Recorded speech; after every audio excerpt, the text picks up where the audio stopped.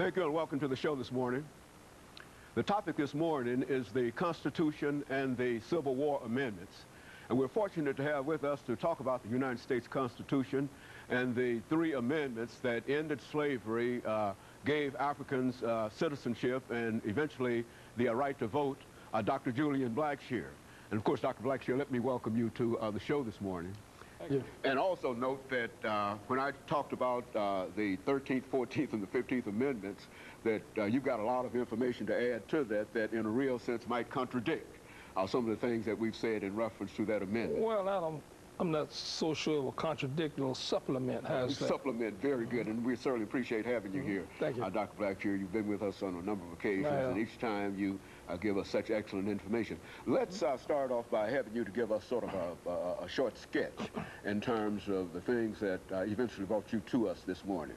Your background, your education, and some of the things that were important, and then we'll talk about the Constitution and the 13th, 14th, and 15th Amendments. You asking for my background? Yeah.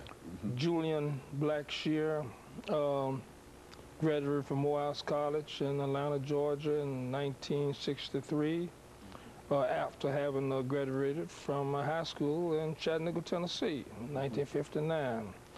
Thereafter, I graduated from University of Tennessee College of Law. And right now, they have a scholarship in my name, the University of Tennessee College of Law. And I'm grateful for that. I practiced law in the private practice in Nashville, Tennessee for 36 years. I was previously a cooperating attorney for the Legal Defense Fund, NAACP, for 4.5 years. I'm now assistant professor in political science at Tennessee State University, primarily concerned with the pre-law curriculum there. And now I'm here on your show. Very good. And of course, Dr. Blackshear, we had you a number of years ago talking about the Constitution of the United States. And what I'd like to do is to have you to talk about the United States Constitution and the relationship of the Constitution to the 13th, 14th, and 15th Amendment, and we can start that right now. In order to understand the 13th Amendment, you got to first understand the criteria for freemen in English-speaking societies. In common law in England, the criteria for freemen was the ability to enter into contracts with other people, negotiate your best bargain without unreasonable governmental interference. Slaves did not have that ability. Only free people had that right. And that right is so precious, it's in the Constitution right now when it was originally drafted. The impairment of obligations of contract clause, where it rises to the constitutional dignity that governments cannot unreasonably interfere with the right of people to enter into contracts with each other. So when the 13th Amendment abolished slavery with the intent of making black people free, it had to abolish all of the incidents and badges of slavery as well. In other words, the characteristics of slavery. One characteristic of slavery is that they could not make and enforce and negotiate contracts. So now we got Title 42, United States Code, Section 1981, that says black people have the same right to make and enforce contracts on the same terms and conditions as heretofore available to white people. Now, that is what makes them free.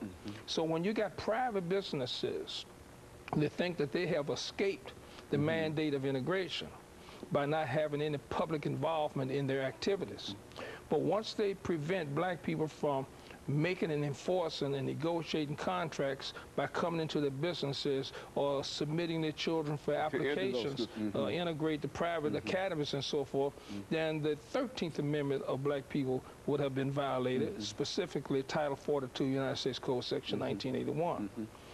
Everything that we do is contractual in nature. You can't think of any activity in this country that does not involve the ability to make and enforce contracts with each other. So when one applies for admission of the children to an all-white private academy, they are asking, they're trying to enter into a contractual relationship. To be denied that contractual relationship is being denied the element of being a free person, and the 13th Amendment abolished that. And violating their 13th Amendment rights. Is that well, you can say it that way, Very good. And of course, we have about 40 seconds, Dr. Blackshear, before the end of this segment, and then we'll come back and we'll have you to further elaborate upon the 13th Amendment and perhaps then move into the 14th Amendment to the Constitution and the 15th Amendment and perhaps compare or whatever the two or the three ideas. But essentially, this is exactly what we wanted. We wanted to go beyond this idea of the 13th Amendment giving freedom, but we wanted some additional information. Well, it gave you freedom, but you got to understand what constitutes freedom. Freedom is more than removing you from your shackles. Very good. And of course, let's take this first commercial break, and we'll be back with our audience following this very, very short commercial break.